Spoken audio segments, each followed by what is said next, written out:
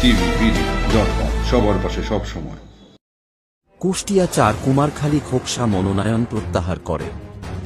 আলহাজ্জ Nurul Islam answer প্রামাণিকের মনোনয়ন দেওয়ার দাবিতে কুমারখালী খোকসা তৃণমূল বিএনপির সংবাদ সম্মেলন, কুমারখালী কুষ্টিয়া জেলা। রিপোর্ট খন্দকার সজীব আহমেদ, 24 আওয়ার্স TVBD।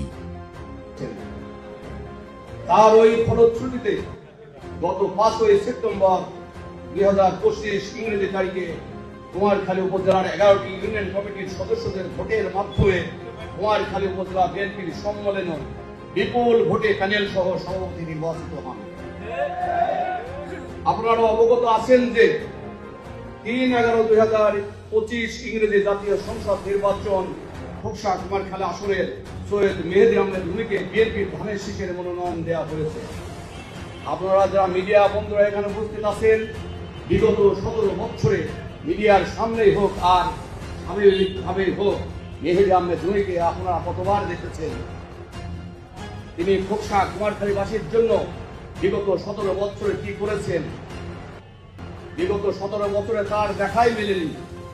খোকসা কুমারখালী মানুষের কাছে মেহেদী আহমেদ রুমি একজন গর্ববিচ্ছিন্ন নেতা। গত 5 আগস্টের পর তিনি হঠাৎ করে উদয় হয়ে কোন কারিশমায় তিনি মনোনয়ন নিয়ে আসলেন আমাদের জানা নেই। তবে বিগত 17 বছরে জুলুম, নির্যাতন, হামলা, মামলা নিয়ে যে মানুষটি দলীয় নেতা কর্মী ও মানুষের উপকার করে চলেছেন, তাকে কেন মনোনয়ন দেওয়া হলো না, বিএনপির কেন্দ্রীয় নেতাদের কাছে আমাদের প্রশ্ন।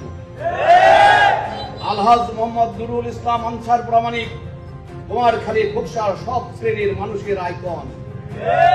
খোকসা কুমারখালী 78 কুষ্টিয়া 4 আসনের মনোনয়ন প্রার্থী হিসাবে আলহাজ মোহাম্মদ নুরুল ইসলাম আনসার প্রামাণিক যেন এলাকার মানুষের একমাত্র আস্থার প্রতীক।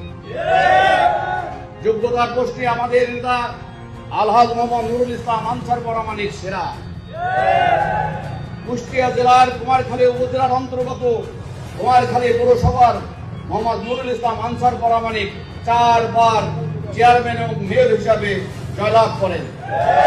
তিনি চেয়ারম্যান ও মেয়র হিসাবে দায়িত্ব পালন করেন 1984 হতে 1988, 1989 হতে 1991, 1993 হতে 1999, 2004 হতে 2011 পর্যন্ত এবং 1977 থেকে 1984 সনে প্রথম কমিশনার হিসাবে সুনামের সহিত দায়িত্ব পালন করেন। বিগত 17 বছর ধরে তিনি আওয়ামী লীগের নির্যাতনের